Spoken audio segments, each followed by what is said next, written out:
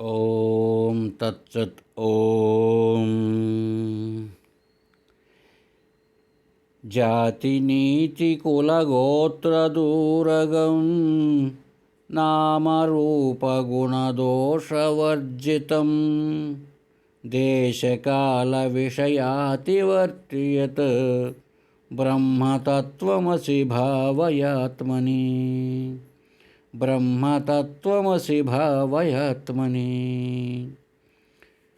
జాతి నీతి కుల గోత్రములకు అతీతముగా నామరూప గుణదోషరహితమై దేశకాల వస్తువుల కంటే భిన్నముగా ఉండు బ్రహ్మము నీవే కనుక నీ అంతఃకరణంలో బాగా భావన చేస్తూ ఉండు. హరి ఓం తత్సత్. మనం పంచకోశ వివేకం చదువుకుంటూ ఉన్నాం.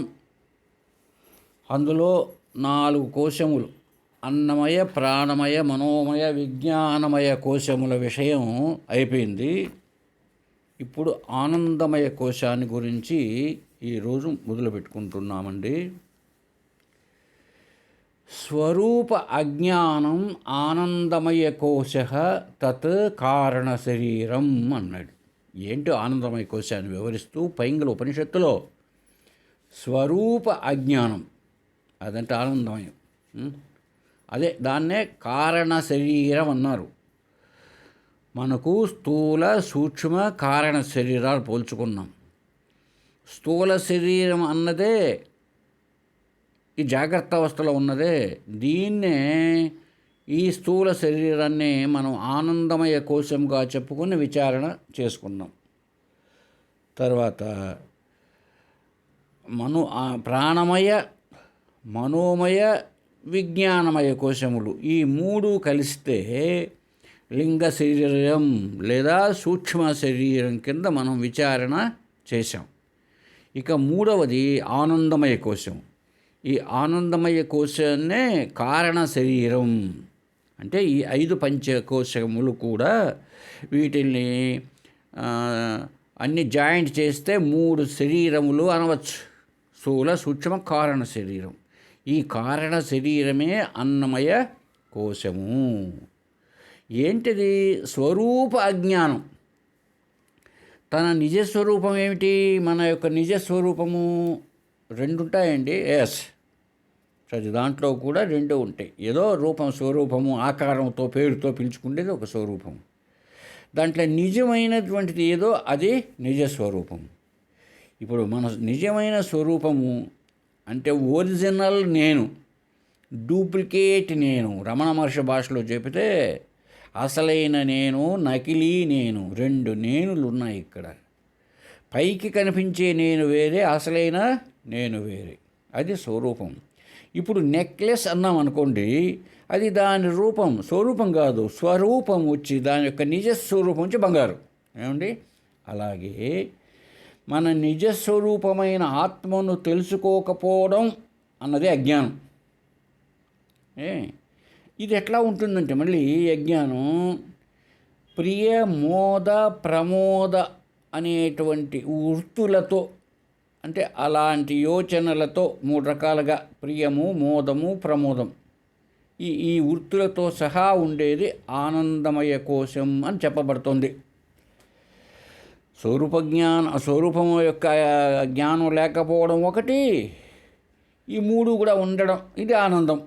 అంటే అజ్ఞానము ఒకవైపున ఆనందము కలిసి ఉండేదే ఈ కారణ శరీరం లేదా ఆనందమయ కోశం. ఈ ప్రియము అంటే ఏంటిది చూద్దాం ఒక్కొక్క దాన్ని. ప్రియం అంటే మనకి ఇష్టమైన వస్తువును కానీ ఏదైనా విషయాన్ని కానీ ఒక మనిషిని కానీ చూడటం వల్ల ఒక సంతోషం కనపడుతుంది. హలో అంటాం మన ఫ్రెండ్ని చూస్తే. అలా కాకుండా మనకు విరోధం చూస్తే ముఖం ముడుచుకొని పక్కకి వెళ్తాం కదా, అది.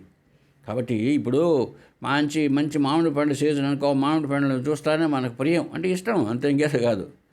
అలాగే ఈ బంగారు వస్తువులు భర్తగారు తెచ్చారనుకో, ఏదో షాప్ బంగారు కొనుక్కొని వచ్చాడనుకో, 50,000 దాటుతుందంటే ఏం తెస్తారు ఇప్పుడు ఇంటికి? పాపం మగవాళ్ళంతా కూడా 10 గ్రాముల బంగారు 50,000, 55,000 దాటుతుందంటే సరే, ఇప్పుడు ఈ ఆభరణాలను ఇంటికి తెస్తానని చూస్తానే అప్పుడే ఒక రకమైనటువంటి ప్రియం, ఆనందం కలుగుతుంది కదండి, దాన్ని ప్రియము అన్నారు. అది ప్రియం అంటే ఆ చూస్తానే కలిగేటువంటి ఆనందం. తర్వాత రెండవది మోదం. ఇష్ట వస్తువులను చూస్తాం, చూసిన తర్వాత కలిగే ఊరికే చూస్తేనే కాదు, ఆ వాటిని మనం పొందాం. ఇప్పుడు వాటిని మనకు అవి లభించినాయి. ఈ లభించినప్పుడు మనకు కలుగుతుంది, కొద్దిగా ఎక్కువ కలుగుతుంది. ఆ సంతోషాన్ని మోదం అన్నారు. చూస్తానే కలిగే సంతోషమేమో ప్రియం, దాన్ని మనం పొందితేనేమో మోదం. హెచ్చుగా, కొద్దిగా హెచ్చుగా అది గుడ్ అనుకుంటే ప్రియం, ఇది మోదం అనేది బెటర్ అనుకుంటాం. ఇక ప్రమోదం పెట్టేశాం ఎక్కువగా, ప్రముఖమైన అంటే ఏంటి, ఇప్పటికి మోదం కంటే కొంచెం ఎక్కువ, బెస్ట్ అన్నట్టు అనుకోండి. ప్రమోదం అంటే ఇష్ట వస్తువును మనం అనుభవించేటప్పుడు మనకు కలిగే సంతోషం. ఏమండి, 3 రకాలైనటువంటి ఆనందంలో 3 రకాలు ఉన్నాయంట: ప్రియము, మోదము, ప్రమోదం. ప్రియం అనేది గుడ్, మోదం అనేది బెటర్, ప్రమోదం అనేది బెస్ట్. ఇవి ఇప్పుడు పోల్చుకొని చెప్పుకుంటే, మనం బజార్లోకి వెళ్ళాం, మంచి మామిడి పండ్లు సీజన్ కదా, ఆ మామిడి పండ్లు కనపడుతున్నాయి, తినాలని కోరిక కలిగింది. ఆ మంచి మామిడి పండ్లను చూస్తూనే ఆ షాప్ దగ్గరికి వెళ్తాం అన్నమాట, మనకి ఇష్టం. ఇది ఇక్కడ కొంచెం హ్యాపీగా ఉంటుంది. ఏమండి, పోయి కొన్నాం, ఇప్పుడు ఇంకా మన సంచిలో పడ్డాయి. ఎస్, ఇది కొంచెం హ్యాపీనెస్ ఇంకా పెరిగింది. ఇంటికి తెచ్చాం, కోసుకొని తింటున్నాం, ఇప్పుడు ఇంకా హైయెస్ట్ హ్యాపీనెస్. అలా కాలేదనుకోండి, మనకేమో అక్కడ చూస్తానేమో ఇష్టం కలిగింది, షాప్ దగ్గర కలుగుతూనే మంచి ఆనందం కదా, ఇప్పుడు కొనుక్కోవాలని జేబులో చూసుకుంటే డబ్బు లేదు. ఇప్పుడు మోదము లేదు, ప్రమోదము లేదు. సపోజ్ ఒక నెక్లెస్ తెచ్చాడు ఇంటికి, ఆ ఇంటి పెద్ద ఆయన, ఇంటి యజమాని. సంచి తీస్తేనే ఓ బాక్స్ కనపడింది బంగారు షాప్ది. భార్య చూసింది, ఎస్ ఇష్టం, ఆమె చేతికి ఇచ్చాడు, మోదం. భర్త ఎవరి చేతికి? భార్య చేతికి. దాన్ని ఆమె వేసుకున్నది మెళ్ళో, ప్రమోదం. అలా కాలేదనుకోండి, నెక్లెస్ తెచ్చాడు ఇంటికి, చూస్తానే సంతోషం కలిగింది. భార్యకికుండా వాళ్ళ చెల్లెలు ఉంది ఇంట్లో, అమ్మాయి ఇదిగోమ్మా నీకు నెక్లెస్ తెచ్చాను అన్నాడు. గోయిందా, ఈ మోదము ప్రమోదాలు ఉండవు కదా. కాబట్టి అంటే ఎందుకంటే ఇవి ఆనందంలో కొన్ని స్టెప్స్ అండి, అంతే, ఇంకేం పాడు లేదు దీంట్లో, అంతా హ్యాపీనెస్సే.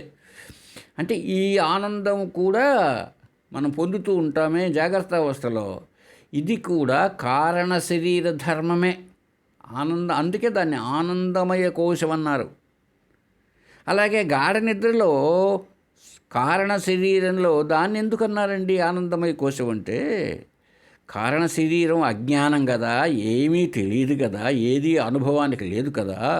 మరి అక్కడ ఆ సుషుప్తి అవస్థలో ఏమంటారు, అక్కడ ఆనందం ఏమిటండి అంటే, అక్కడ ఏ వస్తువు అనుభవించడానికి లేకపోయినప్పటికీ, అక్కడ అజ్ఞాన దశ అయినా కూడా మన అనుభవంలో ఏముందంటే, నిద్ర లేస్తున్నా హాయిగా నిద్రపోయినాం అంటాడు. ప్రతి మనిషిలో ఉన్నది ఇది ఎక్స్పీరియన్స్. కనుక తన అనుభవంలో ఉన్నదంటే తను అనుభవించినదే కదా కావాల్సి ఉంటుంది. తను అనుభవించనిదే, ఆ హాయిని అనుభవించనిదే హాయి అని ఎలా తెలుస్తుందా? కాబట్టి అక్కడ మనకు తెలియకపోవచ్చు, కానీ అక్కడ ఈ ప్రియ మోద ప్రమోదములు ఉన్నాయి. ఒక్కొక్కసారి మామూలుగా నిద్రపోతాడు, ఒకసారి అంటే తెల్లారేసిన ఈరోజు అసలు ఒక కళ కానీ ఏమీ లేదు, నాకు భలే హాయిగా భలే అంటాడనమాట. ముఖంలో కూడా లేస్తూనే ఒక కళ కనపడుతుంది ముఖంలో. మరి అదంతా అనుభవించిన వాడే కదా, అందువల్ల దాన్ని ఆనందమయ కోశం అంటున్నారు. మనకు అక్కడ అయితే అజ్ఞానం ఉంది, తెలియనటువంటిది. ఈ అజ్ఞానాన్ని మాటి మాటికి మనకు అర్థమవుతూ ఉంది, మన స్వరూపం మనకు ఈ తెలియకుండా ఉంది. ఇది ఒక వరగా ఉంది. సరే, ఈ లోపల ఉన్న కత్తిని పైన ఉన్న వర కప్పేసినట్లుగా ఈ ఆనందమయ కోశం కూడా కప్పుతూ ఉన్నది. ఈ అన్నమయ కోశం దగ్గర నుంచి 5వ కోశం వరకు ఇలా కప్పుతూనే ఉందన్నమాట. ఈ చివరిది ఈ ఆనందమయ కోశం. అన్నమయ, ప్రాణమయ, మనోమయ, విజ్ఞానమయ, ఆనందమయ శరీరమయ. ఇక్కడ నాకు ఒకటి గుర్తుకొస్తుంది. సన్యాసాన్ని తీసుకునేటప్పుడు విరజాహోమం అని చేస్తారండి. విరజాహోమం చేస్తారు అంటే రజోగుణం పోవడానికి అని. అప్పుడు సన్యాసం అని. అక్కడ ఒక మంత్రం ఉన్నది.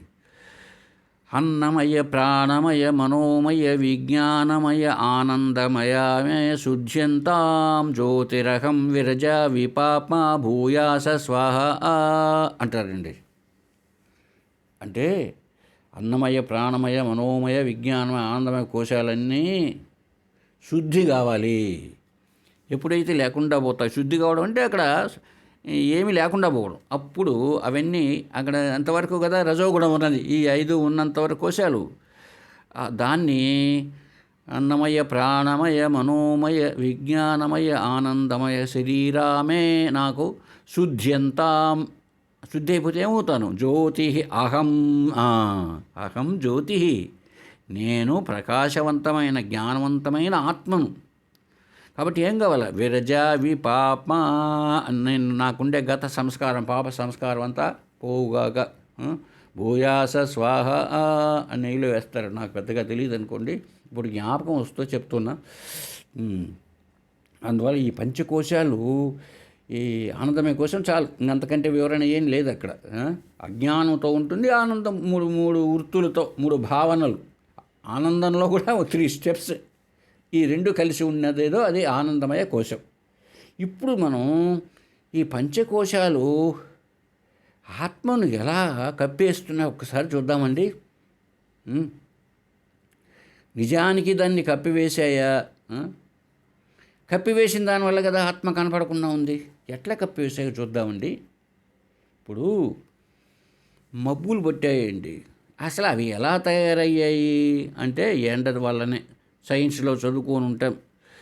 బాగా ఎండ కాసేటప్పటికి సముద్రంలో ఉన్నటువంటి నీరంతా కూడా ఆవిరైపోయి మబ్బులుగా తయారవుతాయని.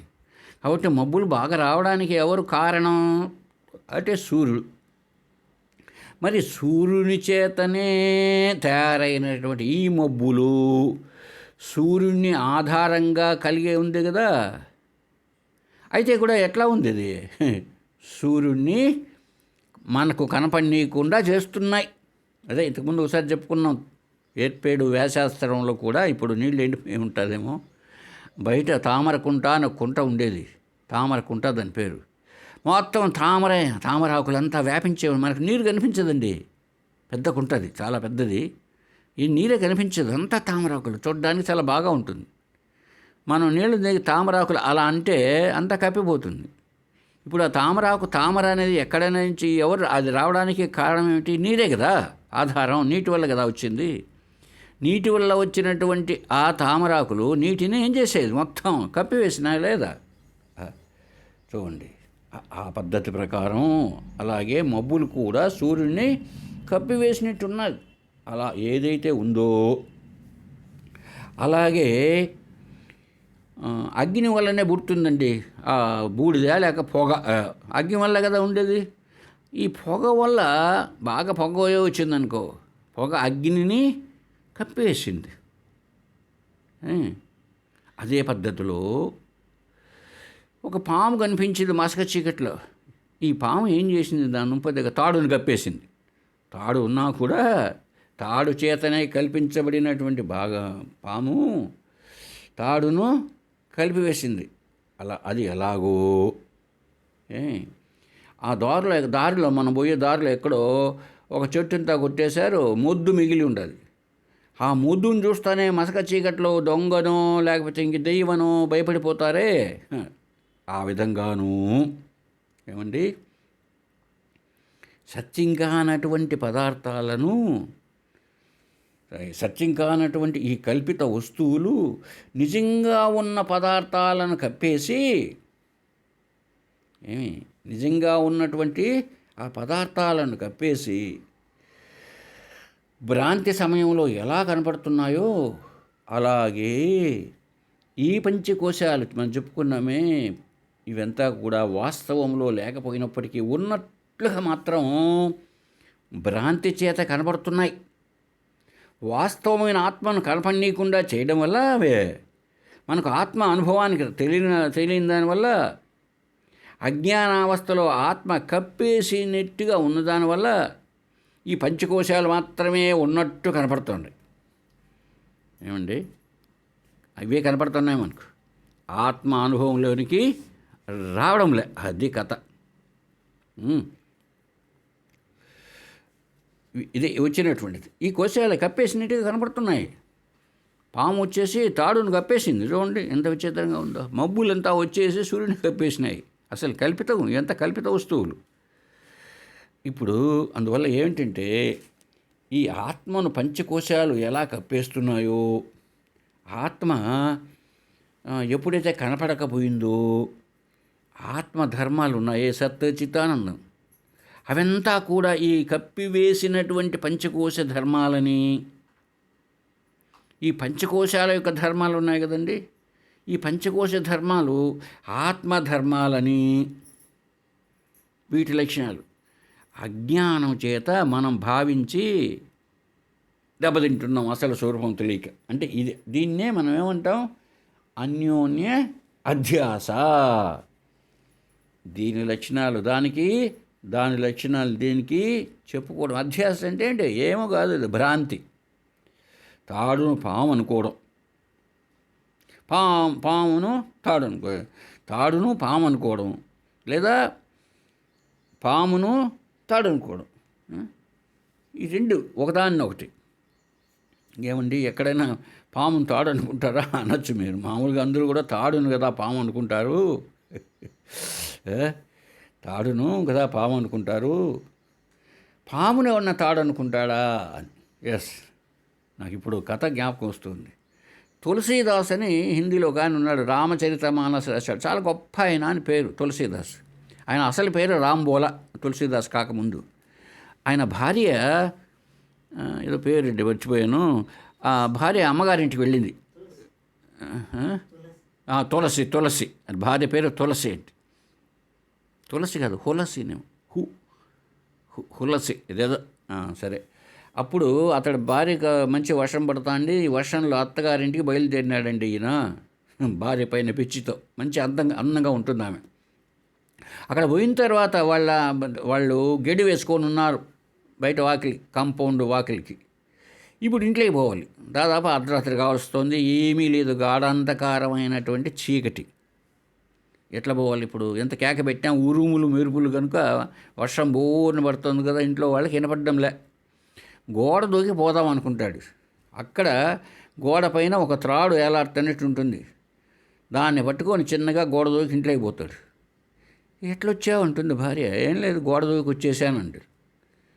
పోయి చూస్తారు. చూస్తే అక్కడ ఉన్నది తాడు కాదు, అది పాము. చూసారా? తాడును పాము అనుకోవడమే కాదు, పామును ఆయన ఏమనుకున్నాడు ఇప్పుడు? తాడు అనుకున్నాడు. అది కాటేయలే దాని పుణ్యానికి, అది దాన్ని పట్టుకొని దాటిపోయినాడు. అంటే తాడును పాము అనుకొని. అప్పుడు ఆమె చూసేసి భయపడిపోయి, ఏమండి ఇంత అర్ధరాత్రి పూట ఏమండి వర్షం పడుతూ ఉంటే ఇంత దూరం నడిచి నా కోసం వచ్చారు, ఇదంతా ఈ శరీరం శరీరం నశించిపోయే శరీరం కదా, ఏముందో చూడండి నా అందం, దీనికోసం వచ్చినారు, ఇంత నా కోసం ఈ నశించేదాన్ని పట్టుకుంటే ఫలితం ఏముంటుందండి, నశించినటువంటి ఆ పరమాత్మను పట్టుకుంటే కదా ప్రయోజనం అన్నదండి. ఇంకంతే. అంటే మళ్ళీ ఏళ్ళది వేసి ఆ రాంబోలా అనే ఆయన తులసీదాస్ అయిపోయాడు. సచ్చిదానంద ఏదైనా గురువు పేరు నాకు సరిగ్గా జ్ఞాపకం రావడం. గురువు దగ్గరికి వెళ్ళి బోధ పొంది ఆయన గొప్ప ఆయన అయిపోయాడు అనుకోండి. అది జరిగినటువంటి చరిత్ర. కాబట్టి ఇది అన్యోన్య అధ్యాస. ఈ రెంటికి సంబంధం ఉందా అంటే, దేనితో సంబంధం లేనిది ఆత్మ అటువంటిది, దేనితో కూడా సంబంధం లేనిది. మరి సంబంధం లేకపోతే దీని దుంపదేగా మరి ఏంటండి? ఇప్పుడు తాడుతో పాముకి ఏమి సంబంధం లేదంటారా? ఏదో సంబంధం ఉండాలి కదండి, లేకపోతే తాడే పాముగా ఎందుకు కనపడాలా?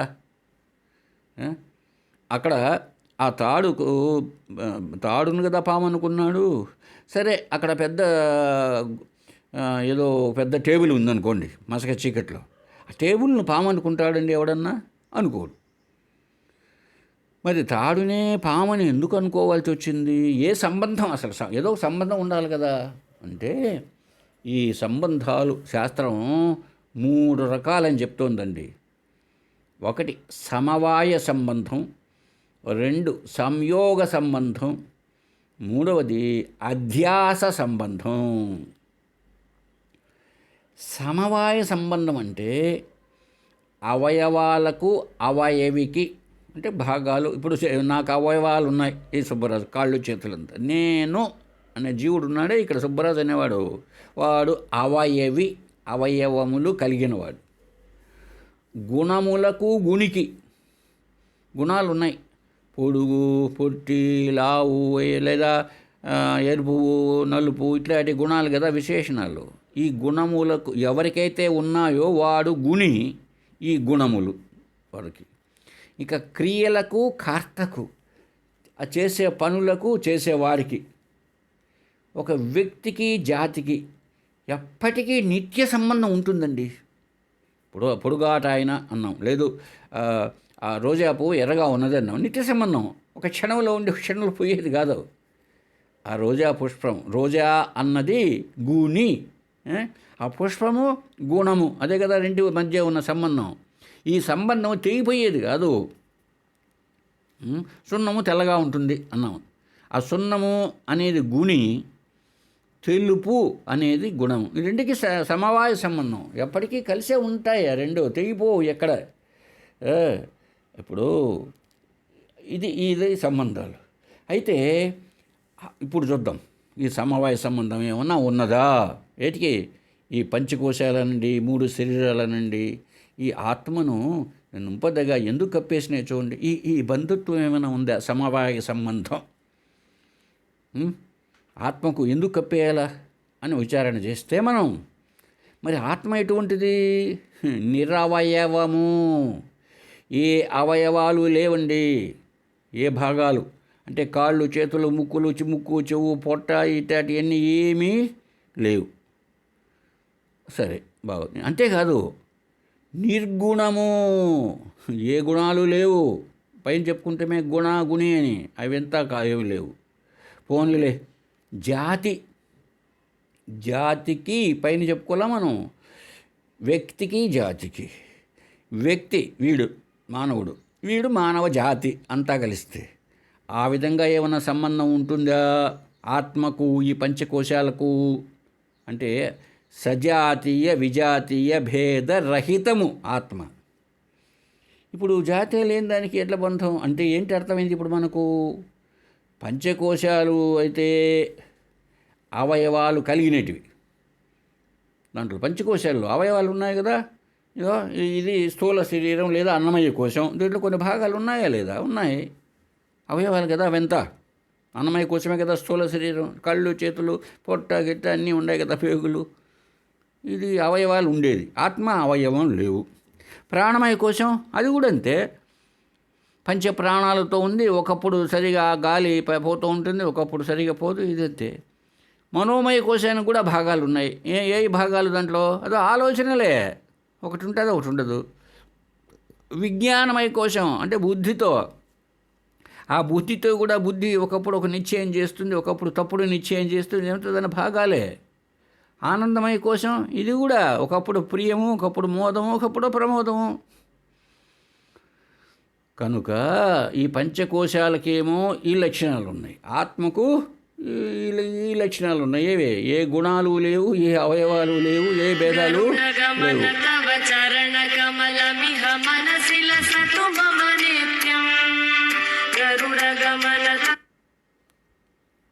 ఏ అవయవాలు లేవు. అందువల్ల మరి ఈ సమవాయ సంబంధం కుదరదు. ఏమండి? తర్వాత చూడండి, ఆత్మకు పంచకోశాలకు ఏమన్నా సంయోగ సంబంధం అంటే ఒకదాన్నొకటి పైన ఆధారపడి ఉండడమే సంయోగం. వియోగం అంటే ఎడబాటు, సంయోగం కలిసి ఉండడం. ఎట్లా? ఇప్పుడు డోలు ఉంది, మంగళవాడు వాయించేది అనుకుందాం. డోలును వాయిస్తూ ఉంటాడు కట్టె. ఈ రెంటికి ఉంది సంయోగ సంబంధం, అంతే కదా. ఇది లేకపోతే దాని డోలు అనరు. అది వాయిస్తేనే డోలు, వాయించడానికి ఈ కట్టె అవసరం. ఈ రెండు కలిసితేనే అది డోలు. ఈ సంబంధం కూడా కొంచెం సేపు ఉంటుంది, కొంచెంసేపు ఉండదు. ఈ ఆత్మకు పంచకోశాలకు ఈ సంయోగ సంబంధం కూడా కుదరదు. ఎందుకంటే ఈ సంయోగ సంబంధం ఉండాలంటే రెండు వస్తువులు ఉండాలి. సపోజ్ అదే అనుకున్నాం, ఆ డోల్ అనుకుందాం, ఆ డోలుకు వాయించే కట్టె అనుకుందాం. ఈ రెండు ఉన్నాయి. ఇవి రెండు వస్తువులు, రెండు ద్రవ్యములు అనుకుంటే ఆ ద్రవ్యములకు అవి గుణానికి ఆశ్రమైనవి ఎంత ఉన్నాయి కదా. రెండు ద్రవ్యములని ఇప్పుడు అనుకున్నాము అంటే రెండు వస్తువులుగా ఉంటేనే సంయోగం. రెండు ఉంటే కదా ఇప్పటికీ. మరి ఆత్మకు ఏ గుణాలు కానీ దేన్ని ఆశ్రయించి లేదు, ఏ ద్రవ్యము కాదు, ఏ వస్తువు కాదు. అటువంటిప్పుడు ఆత్మకు పంచకోశాలకు సంయోగ సంబంధం కుదరదు. అదండి, ఆత్మకు పంచకోశాలకు కుదరదు. ఇప్పుడు 3 సంబంధాలు చెప్పుకున్నాం కదా. ఏదైనా ఒకటి ఉండాలంటే ఒక సంబంధం ఉండాలండి. ఏదో ఇప్పుడు ఆత్మను 5 కోశాలు కప్పివేసాయి, లేదా 3 శరీరాలు కప్పివేసి ఉన్నాయనుకుంటే ఏంటో ఏదో ఒక సంబంధం ఉంటే కదండి. ఒక ఆయన సుబ్బరాయుడు అని ఆయన ఒక టీచరు, నాకు మిత్రుడు అనుకుందాం. ఆ పోతూనే హలో రండి సార్ అన్నాం. ఇప్పుడు కూర్చొని ఉన్నాడు మా ఇంట్లో. మా ఇంటికి ఆయనకి ఒక సంబంధం, మిత్ర సంబంధం. అంతేగా దాన్ని పోయి దానయ్య ఎవడో పోతూ ఉంటాడు అనుకో, ఏమి రాడు, ఇంట్లోకి సంబంధమే లేడు. ఇదేంటిది? మిత్ర సంబంధం. ఒక బంధువు వచ్చాడు అనుకోండి, బంధు సంబంధం. అలా ఏదో ఒకటి ఉండాలి. ఉన్నప్పుడు మాత్రమే సంయోగం, భార్యాభర్తలు సంయోగం చెందుతారంటే వాళ్ళిద్దరికీ తాళిబొట్టు కట్టాడు కాబట్టి. మరి ఇప్పుడు ఈ సమవాయ సంబంధం, సంయోగ సంబంధం ఈ ఆత్మను కప్పివేసాయి అనుకున్నటువంటి పంచభూతాలకి ఏమన్నా కుదురుతుందా అని విచారణ చేసాం ఇంతసేపు మనం. కుదరదు అని తేలిపోయింది. ఇక మిగిలింది ఒకటేనండి, అధ్యాస సంబంధం. అది అధ్యాస అంటే ఏంటి? అతస్మిన్ తద్బుద్ధి అన్నాడు వివరణగా. అది కాని దానిని అది అనుకోవడం అధ్యాస లేదా భ్రాంతి. ఎట్లా? సర్పం కాని తాడును సర్పం అనుకోవడం. ఏమి? పురుషుడుగా అని మొద్దు ఉంది అట్లా, ఆ మొద్దును ఏదో పురుషుడు అనుకోవడం. అలాగే రంగులేమి లేవు ఆకాశానికి, అటువంటి ఆకాశాన్ని బ్లూ అనుకోవడం. ఇవంతా కూడా అధ్యాస సంబంధం. అధ్యాస, తాను కాని దాన్ని తాను అనుకోవడం అధ్యాస కదా. ఇప్పుడు అధ్యాస సంబంధం ఉంది ఎవరెవరికి? ఈ ఆత్మకు పంచకోశాలకు. అధ్యాస అంటే ఏంటి అంటే చెప్పుకున్నాం, అది కాని దానిని అది అనుకోవడం. ఇప్పుడు సంబంధం ఏర్పడింది కదా ఆ పాముకు తాడుకు. లేకపోతే పామును తాడు అనుకోవడం ఏమిటి? పాము ఆ తాడులో కలిసి ఉన్నదే కదా, రెండుగా చూసాం. ఆ మొద్దు ఉన్నది, మొద్దును దొంగ అనుకోవడం. మొద్దు ఒకటి, దొంగ ఒకటి, ఒక సంబంధం ఏర్పడితే కదా దాన్ని అనుకోవడం. లేకపోతే రెండు ఎలా ఉంటాయి? ఆకాశం బ్లూ రంగుతో ఉంది అంటున్నాం మనం. ఏదో ఉంది కదా అక్కడ. ఏముంది? ఏ సంబంధంతో ఉంది? అధ్యాస సంబంధం. అధ్యాస భ్రాంతి. ఎట్లా కలిసి ఉన్నాయండి? భ్రాంతి అండి. కలిసి ఉండడమే లేదు, మనం భ్రాంతి పడుతున్నాం. ఆకాశము ఈ బ్లూ రంగు ఒకటైపోయినాయని. బ్లూ రంగు ఆకాశం ఒకటైపోయినాయి అని మనం భ్రాంతి. ఈ భ్రాంతి సంబంధమే ప్రతిదీ. కాని దాన్ని కాదు అనుకోవడం, ఇదే భ్రాంతి సంబంధం. ఇదే అధ్యాస సంబంధం అంటారండి. ఏదైనా అంతే కదండి. ఇప్పుడు ఏట్లోకి పోయినా మధ్యాహ్నం పూట నీళ్లు కనపడ్డాయి, ఏం సంబంధం? ఏదో సంబంధం లేకపోతే ఇప్పుడు రెండు కలిసి ఉండవు. అక్కడ ఏమైంది? ఇసుక ఉన్నది, ఎండ ఉన్నది. ఈ రెంటి సంబంధంతో నీరు కనపడుతుంది. ఎట్లా? అసలు నీళ్ళు ఉన్నాయా? నీళ్ళు లేవు. మరి ఎందుకు కలిగింది? ఉదా భ్రాంతి, అధ్యాస అట్లా కలిగిందట. అంటే ఏమిటి? నిజంగా సంబంధం కలగలేదు, ఏమి లేదు. చూడండి ఎంత విచిత్రమో. ఈ అధ్యాస చేత ఏమండి ఆత్మధర్మాలను పంచకోశ ధర్మాలుగాను, పంచకోశ ధర్మాలను ఆత్మధర్మాలుగాను మనం అనుకుంటున్నాం. దీన్నే అన్యోన్య అధ్యాస లేక పరస్పర అధ్యాస. ఇది ఉంది రెంటికి. ఈ విధంగా ఈ అధ్యాస ఉంది. దీనివల్ల ఏమైంది? మన నిజస్వరూపం యొక్క అవగాహన మనకు రావడం లేదు, కప్పేసినట్టు ఉంది. అదే భ్రాంతి. అసలు అది ఏంటి? అసలు అది ఇది ఎట్లా ఉన్నది అసలు ఇది? ఈ అధ్యాస, ఈ భ్రాంతి, ఈ పంచకోశాలను కప్పివేసి ఉండడం అంటే ఏంటండి? చాలా విచిత్రంగా లేనా? భ్రాంతి కారణం మన అనుభవంలో, ఇది అనుభవంలో ఉన్నది, నిజంగా ఉన్నది ఆత్మే. ఈ కాళ్ళు చేతులు వెంత ఏమీ కాదు, అధ్యాస. ఆరోపించాం దాన్నే. తాడునే పాముగా, బంగారునే నెక్లెస్గా, ఆత్మనే పంచకోశాలుగా. ఏమండి? ఇదే అది కాని దానిని అదిగా భావించి వేరుగా అనుకుంటున్నామండి. ఈ విషయాన్ని నెక్స్ట్ క్లాస్లో చూద్దాం. హరి ఓం తత్సత్.